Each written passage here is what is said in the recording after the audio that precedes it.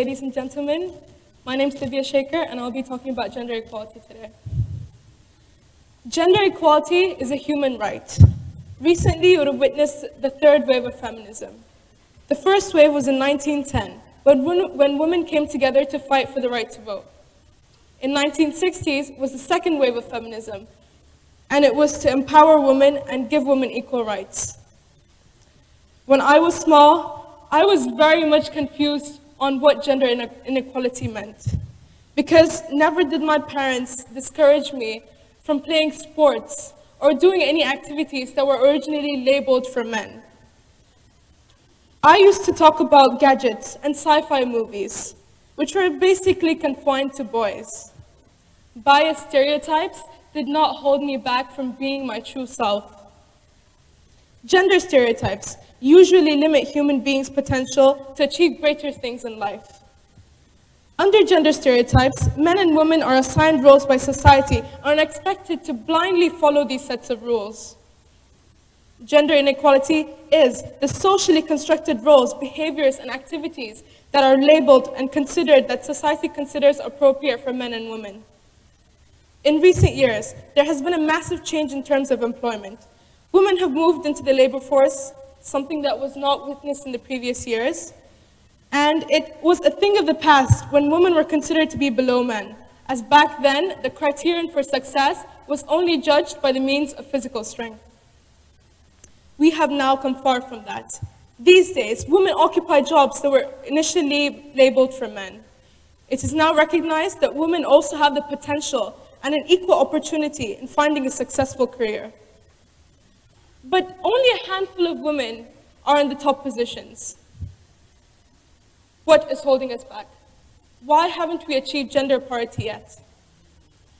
A simple solution is available, and that is, ladies and gentlemen, education. Problems related to gender inequality usually arise from countries that have poor literacy rates and have high rates for poverty. History has shown us that education is the way to go in developing countries.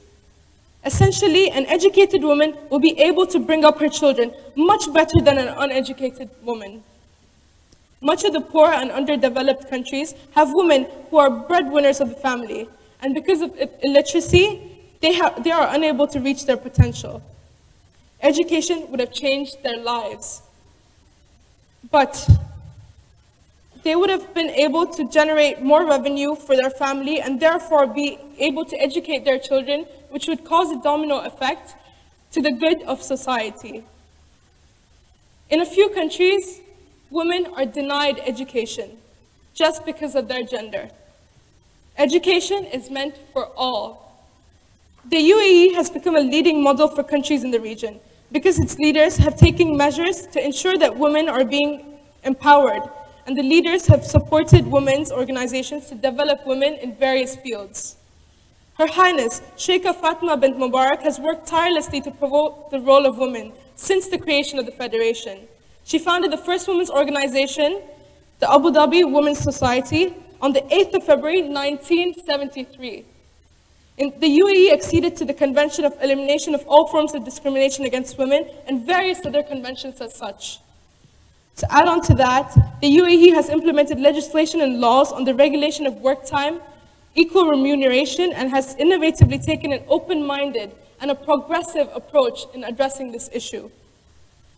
Having met the goal of promoting education for women, the Federation is now focusing on the comprehensive social planning, including the role of women in the workplace. We are privileged to be in a country that believes that women can achieve just as much as men. But there are other countries where women are subjected to unjust actions that stop them from explaining and exploring their abilities. So how do we bring about gender equality, change, and fairness? No, we do not need to innovate a new solution, because by education, we can revolutionize and transform our world in a significant manner. Let's start by teaching our children, the next generation, that they can be whoever they want, that no one has the right to judge them based on their gender. Let's provide women education and empower them as to obtain their full potential.